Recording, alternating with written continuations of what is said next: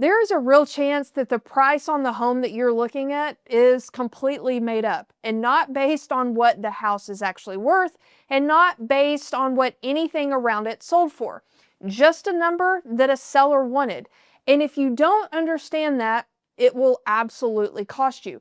Either you'll overpay for a house, or worse, you'll talk yourself out of a home that you could have actually had at the right price. Because here's what I see all the time. A buyer finds a house that they absolutely love, they look at the price, and they decide it's out of their reach or it's too much, and they never even go look at it. And the whole time, that price was never real to begin with. So today, I'm going to pull back the curtain on how list prices actually get set here in Atlanta, and some of these things will surprise you. Then I'm going to show you exactly what to do with that information as a home buyer so you stop being intimidated by a number somebody pulled out of thin air and start writing offers that actually make sense. The list price is not a reality all the time. Sometimes it's fair, well-researched, and sometimes it's just pure fantasy that the seller wanted. Your job is to learn the difference. So let's start with how these numbers actually get made. And real quick, if you need help navigating the current market, reach out to me. The info is in the description below. All right, let's get into it. The first way a price gets set is the most simplest, and it's the most common reason a house sits on the market forever. The seller just wants a number. Picture a street where every home has sold for around $500,000. Every one.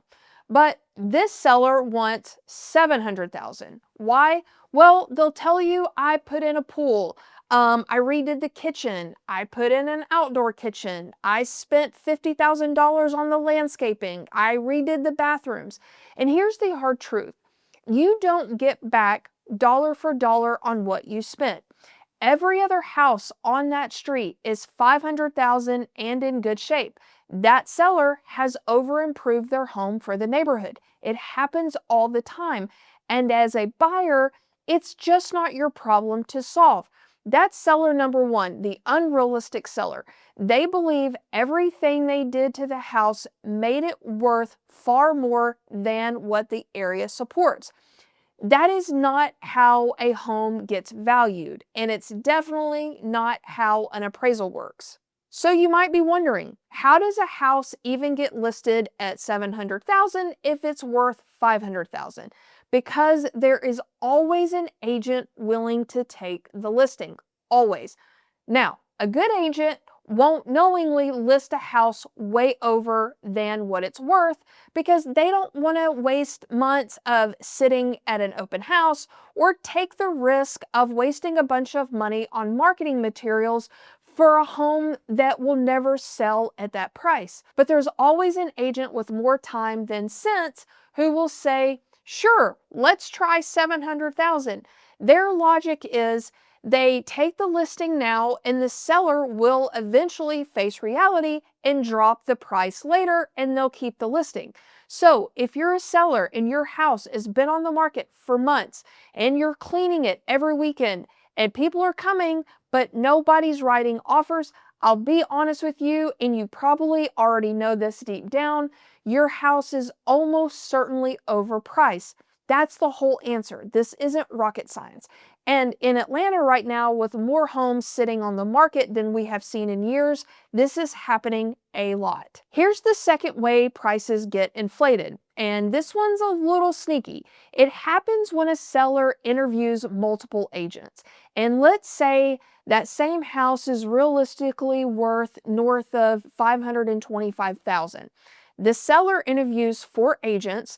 3 of them are honest and they come in with actual comparable sales and say, here's the data, it's worth around $525,000, here's our plan, here's how long it should take to stay on the market before you get an offer.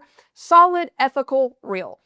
But then the 4th agent knows they're competing with 3 others, and instead of telling the truth, they say, oh, those other agents are lowballing you to get a quick, easy paycheck.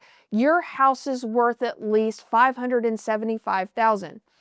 They don't believe that. They're saying it to win the listing. and it works because the seller wants to hear it. So the house gets listed high, not on data, but on just flattery. So now you, the buyer, are staring at a price that two completely different agents would have set $50,000 apart, and you're supposed to just trust it?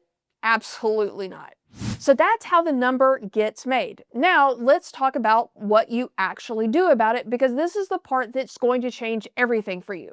Step one, figure out what the house is actually worth, separate from the list price. And a good agent is genuinely better at this than you are. They will pull comparable sales, recent, nearby, similar homes. This is a skill, and a sharp agent does it fast, and I will tell you, they're pretty accurate at it. So that's a huge part of what you're getting from good representation. But you can do a sanity check yourself. You can pull up sold homes in that neighborhood, not active listings, sold ones, and see if you can do it within 30, 60, maybe 90 days. And see what comparable houses actually closed for. If everything around it sold in the 500,000s and this one is listed at 7, you've learned something important before you ever fall in love. Step 2, and this is a big one. If the house is worth the list price and that's what you're happy to pay, great, offer it. But if the house is listed higher than it's worth, do not let that number stop you. Write the offer at what you believe it's actually worth based on data, especially in this market. I cannot tell you how many people see an inflated price and just say, no, it's too expensive, it's out of the budget, I'll wait. And then a couple of months later, that exact house sells for close to what they would have maybe and could have offered. It sold to someone who was simply brave enough to just write the offer. And here's the thing, it does not cost you a dime to write an offer. The worst thing a seller is going to say is no. And here in this market where homes are sitting longer and sellers are watching the calendar, no turns into, well, let me think about it, far more often than people expect. Sometimes they say no today, and your agent's phone will ring a month later and ask if you're still interested. I see it all the time. Now, here's a place to be careful, and it's the flip side of the same coin. Sometimes a price is too high, but sometimes a buyer gets so excited and maybe they hear there might be another offer, and then that's where you can get in trouble. If you offer $200,000 over what a house is worth because the payment feels okay, remember this. If you're getting a loan, that home still has to appraise. The lender bases your loan on that appraised value, not on your excitement. So if it doesn't appraise, you're likely stuck making up some of that difference in cash, or the deal just falls apart altogether. Loving a house is not the same as it being worth the number. Let the comparable sales, not the adrenaline, set your ceiling. And pay attention to whether your own agent is pushing you toward a price or working for you on the price. If you ever bring up offering less and your agent says something like, "Oh, we can't offer that, we're going to offend the seller," stop. That is not a real reason.